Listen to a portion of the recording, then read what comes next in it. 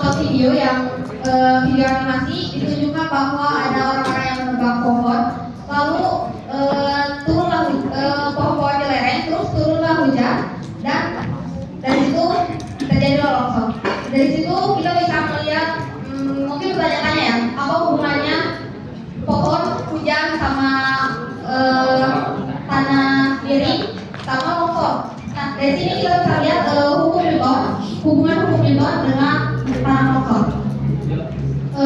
Tools yang kami gunakan, alat yang kami gunakan adalah Python, menggunakan metode sebagai visualisasi studi untuk menunjukkan status longsor atau tidaknya, lalu menggunakan NumPy untuk perhitungan numerik dan Google Colab untuk slider interaktif.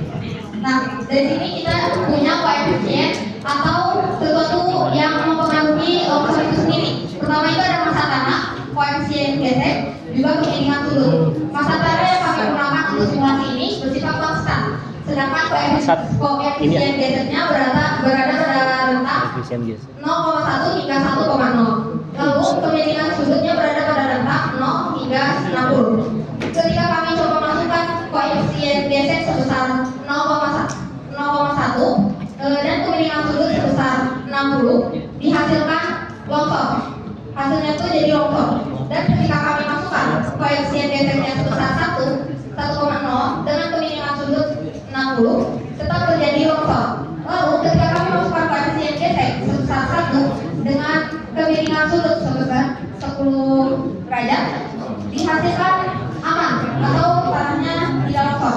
Lalu koefisien sebesar 0,1 dengan kemiringan sudut sebesar 10 menghasilkan aman atau tanahnya tidak longsor. Jadi ketika nanti di NumPy di Matplotlib itu bakal menggambarkan tanahnya itu ketika kita masukin angka buat koefisien gesek sama si kemiringan sudutnya, dan itu si Matplotlibnya itu bakal nampilin itu statusnya itu aman atau longsor. Ketika longsor ya gambarnya itu merah, tandanya itu merah. Terus kalau aman ya hijau. Terus dari koefisien data yang kami masukin tadi kan bisa ditarik kesimpulan kenapa ketika si kemiringannya gede, terus si koefisiennya gede maupun kecil tetap longsor. Sedangkan ketika kemiringannya kecil, koefisiennya mau kecil maupun besar, itu juga jadi longsor. Jadi kita bisa lihat dari sini, bisa kita simpulkan bahwa kemiringan sudut sangat mempengaruhi terjadinya longsor. Semakin besar kemiringan sudut, semakin besar kemungkinan terjadinya longsor. Tapi sebenarnya koefisien gesek juga mempengaruhi, namun tidak cuma mempengaruhi si kemiringan sudutnya.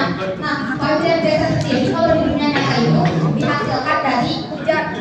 Kenapa hujan bisa mempengaruhi koefisien gesek? Nah, kalau ketika longsor itu kan berarti koefisien gesek, berarti gaya geseknya itu kecil ya. Berarti koefisiennya itu koefisien geseknya juga kecil. Jadi ketika hujan, kalau hujannya makin deras, koefisien geseknya itu bakal makin kecil. Jadi menghasilkan gaya geseknya juga kecil. Jadi terjadilah longsor. Nah, terus hujan tuh kok bisa berpengaruh ke koefisien geseknya? Karena hujan itu bakal menjadikan partikel-partikel tanah yang tadinya kasar jadi halus sehingga mudah terdorong. Jadi terjadilah longsor. Jadi kesimpulannya, pokoknya koefisien gesek itu berbanding terbalik dengan terjadinya longsor. Sedangkan kemiringan itu berbanding lurus dengan terjadinya longsor. Mantap. Jadi cukup sekian yang dapat saya sampaikan.